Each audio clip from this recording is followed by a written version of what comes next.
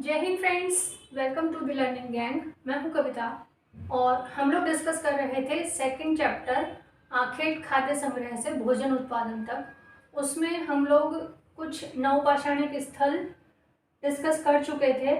आज हम लोग उससे आगे कंटिन्यू करने वाले हैं। पिछली क्लास में हम लोगों ने चर्चा की थी मेहरगढ़, जो कि पाकिस्तान के बलूचिस्तान प्रांत में है। इसी तरह से बुर्जहोम कश्मीर में, दाऊजली हैंडिंग असम, भीमबेटका मध्य प्रदेश, जो कि एक पुरापाषाणिक स्थल है। आज हम लोग चर्चा करेंगे कोल्डी हवा और मेहगढ़ा। फ्रेंड्स, कोल्डी हवा और मेहगढ़ा, सबसे पहले तो आप भौगोलिक अवस्थिति देख लीजिए।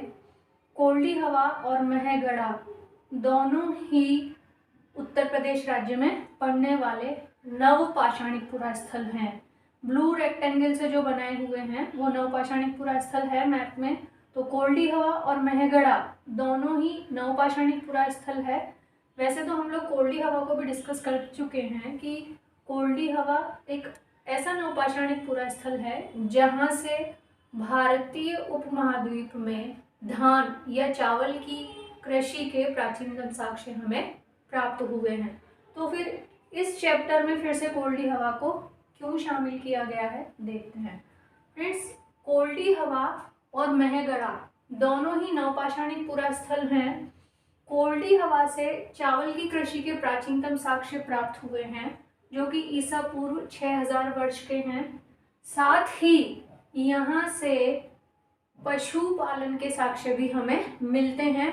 और वो पशुपालन के साक्ष्य किस आधार पर मिलते हैं? वो पशुपालन के साक्ष्य मिलते हैं वहाँ से कुछ पशुओं के अस्थि अवशेष खुदाई में प्राप्त हुए हैं, जिनमें से मुख्य रूप से भेड़, बकरी, हिरण और सूअर की हड्डियां हैं।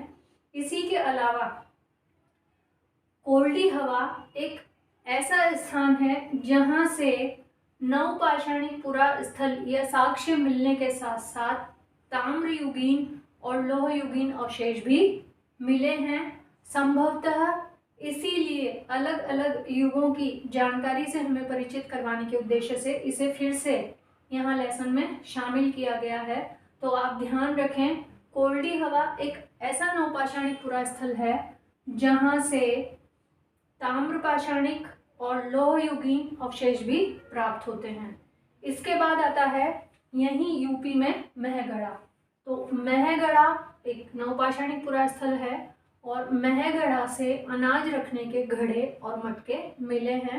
हम लोगों ने पढ़ा था कि चावल के जो प्राचीनतम साक्ष्य हैं वो कोल्डी हवा में प्राप्त हुए घड़े और मटकों पर चावल के कुछ दाने और कुछ भूसी चिपकी हुई मिली है। तो उसी प्रकार के घड़े और मटके मेहगढ़ा से भी मिले हैं। इसी के साथ यूपी में एक और नवपाषाणिक पुरा स्थल है जो चैप्टर में नहीं दिया गया है, लेकिन हम लोग बात कर लेते हैं। वो है पंचोह। पंचोह एक और ऐसा स्थान है जो कि यूपी में ही स्थित है। आप सभी को ध्यान है, कोल्डी हवा और मेहगढ़ा यूपी के बेलन नदी क्षेत्र या बेलन नदी घाटी में स्थित है। और पंचोह और मेहगढ़ा दो ऐसे क्षेत्र हैं जिनसे केवल नवपाषाणकालीन साक्ष्य यहाँ पे मिले हैं। तो इस तरह से आपको ध्यान रखना है कि कोल्डी हवा तो एक ऐसा स्थान है जहाँ से ताम्रयुगीन और लोहयुगीन यानी धातु के भी साक्ष्य मिले हैं, जबकि मेहगढ़ा और पंचोह जो कि यूपी में ही स्थित हैं ऐसे स्थान हैं जहाँ से नवपाषाणकालीन साक्ष्य मिले हैं। इसके बाद हम लोग देखते हैं अन्य नवपाषाणकालीन स्थान हल्लूर और पय्यमपल्ली। हल्लूर और ब्रह्मगिरी। हल्लूर और ब्रह्मगिरी को देखेंगे हम लोग पहले। ये आपका हो गया हल्लूर और हल्लूर के साथ ये आ गया नीचे ब्रह्मगिरी। तो हल्लूर और ब्रह्मगिरी की भौगोलिक अवस्थिति है कर्नाटक, यानी हल्लूर और ब्रह्मगिरी दोनों ही दक्षिण भारत के आर्कियोलॉजिकल साइट्स हैं। और इन दोनों आर्कियोलॉजिकल साइट्स से हमें क्या जानकारी मिलती है? तो फ्रेंड्स देखिए, हल्लूर तो एक नवपाषाणिक पुरा स्थल है। हल्लूर नवपाषाणिक पुरा स्थल है और इस नवपाषाणिक पुरा स्थल से साक्ष्य क्या मिले हैं? यहाँ से मिले हैं पॉलिशदार बर्तन, पॉलिशदार उपकरण। पॉलीस्टार उपकरण। हम सभी जानते हैं कि नवपाषाण काल तक आते आते मानव जो उपकरण बना रहा था वो अधिक नुकीले, आकार में छोटे और पॉलिशदार होने लगे थे। इनमें भी मुख्य रूप से शामिल है कुल्हाड़ी,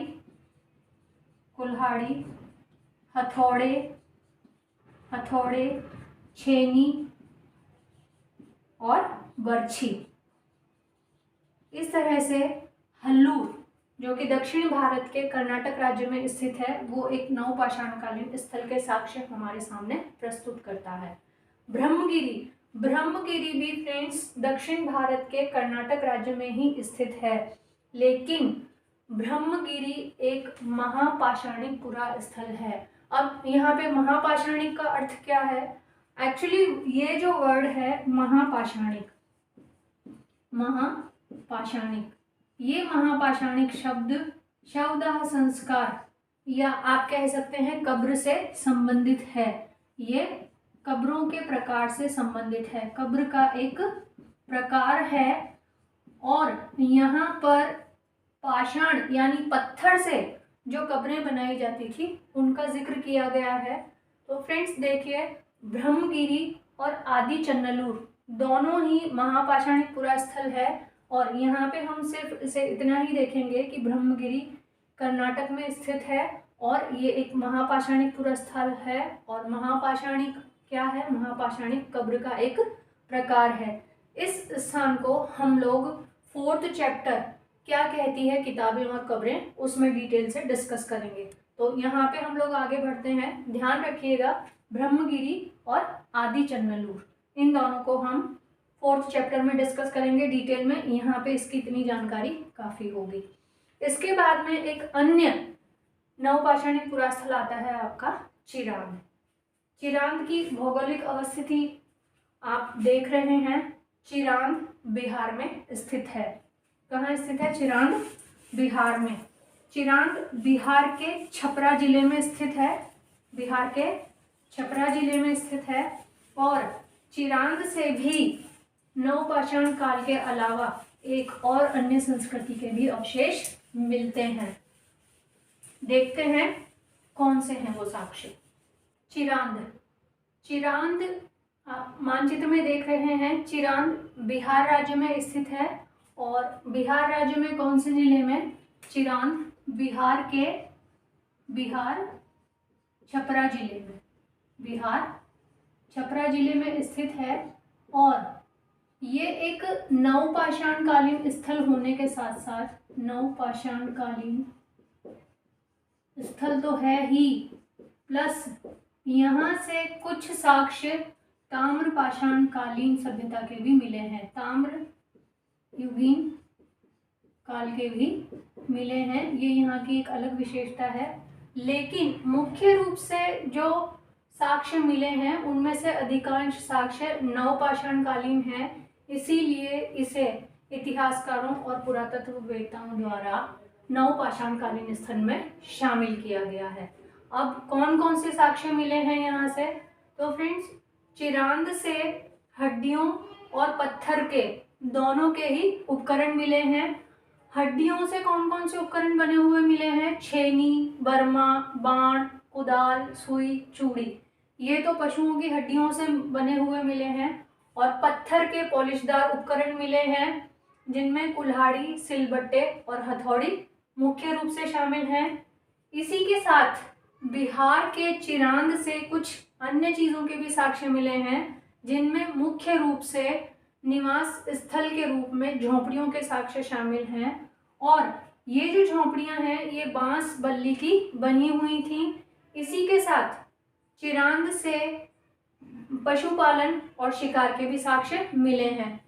ये जो पशुपालन और शिकार का अनुमान लगाया गया है या पशुपालन और शिकार की स्थिति को स्पष्ट किया गया है, इसका आधार साक्ष्य रूप में प्राप्त पशुओं की हड्डियां हैं जिनमें ये माना गया है कि गाय और बैल तो ऐसे पशु थे जिनका वे लोग पशुपालन किया करते थे। और हाथी, हिरण, गैंडा मुख्यतया ऐसे पशु थे जिनका वे शिकार किया करते थे। यानी जो पशु हमें पालतू होने के संकेत देते हैं वो गाय और बैल है, और जिन पशुओं से हमें उनके जंगली होने का साक्ष्य मिलता है या अंदाज़ा लगाते हैं हम लोग, वो हाथी, हिरण और गैंडा है। तो इस तरह से चिरांद जो कि बिहार में स्थित है एक नवपाषाणकालीन स्थल है। बिहार में ही एक अन्य स्थल भी है नवपाषाणकालीन स्थल, वो है बिहार के सिंहभूमि जिले में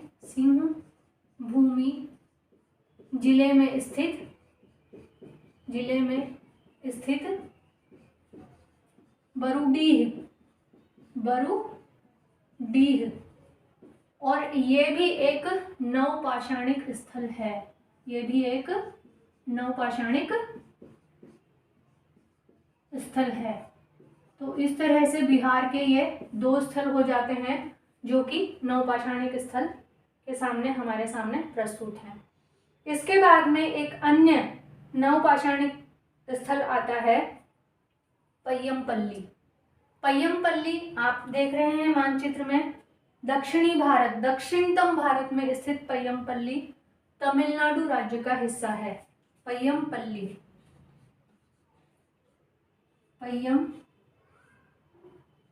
ऐसे लिखेंगे, सॉरी,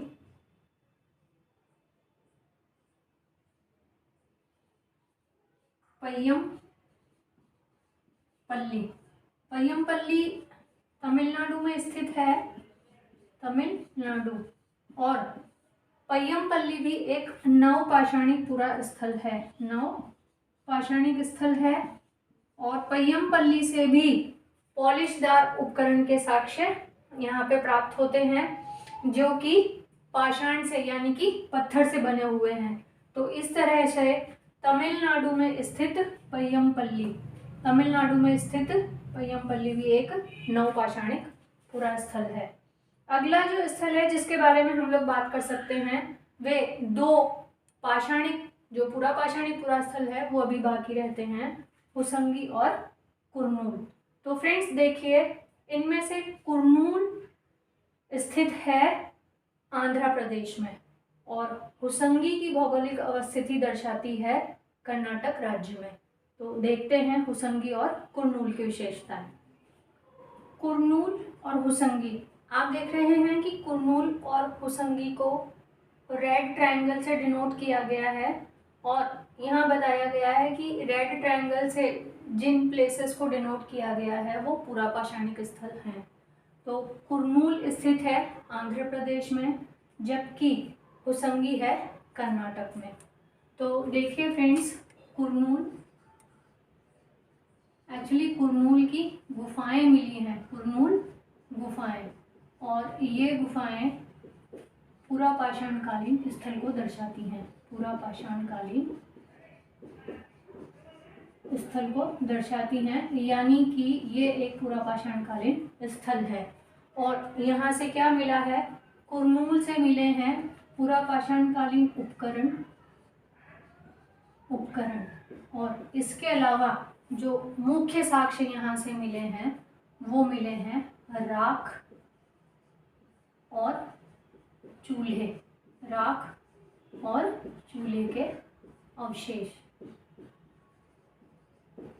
तो इस राख और चूल्हे के अवशेष से इतिहासकारों द्वारा ये अनुमान लगाया गया है कि पाषाणकालीन मानव, जो कि पुरापाषाणकालीन मानव है, वो आग की खोज कर चुका था, लेकिन आग के उपयोग को वो भली भांति संभवतः नहीं जानता था।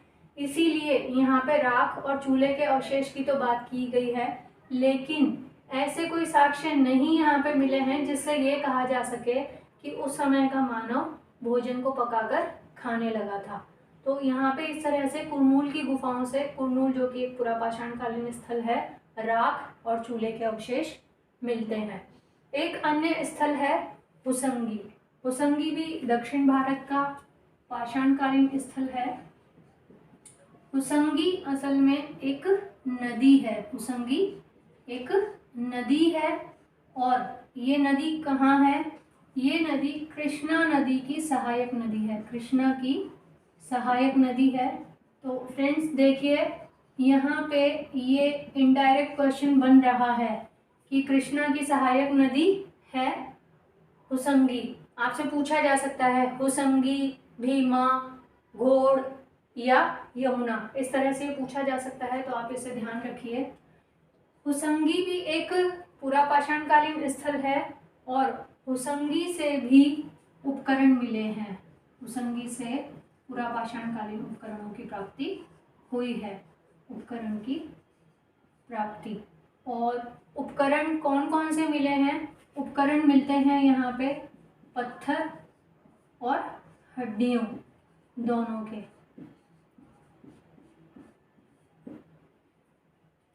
और हड्डियों के उपकरण बहुत ही न्यून मात्रा में मिले हैं, लेकिन पत्थर के जो उपकरण मिले हैं, पत्थर के उपकरण विभिन्न प्रकार के मिले हैं, पत्थर के विभिन्न प्रकार के उपकरण मिले हैं।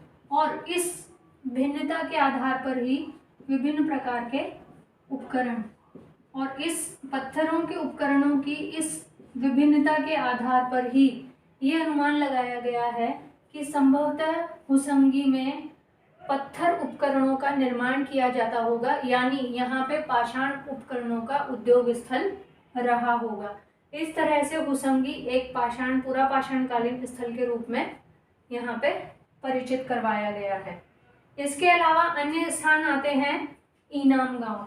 तो इनाम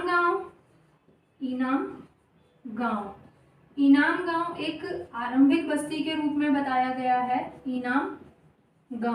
इनाम गांव है कहाँ पे? देखिए, आरंभिक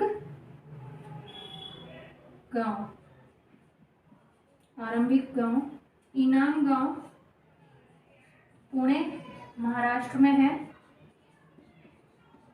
पुणे महाराष्ट्र में भीमा की सहायक नदी है, एक भीमा नदी है। भीमा की सहायक नदी कौन सी है? सहायक नदी घोड़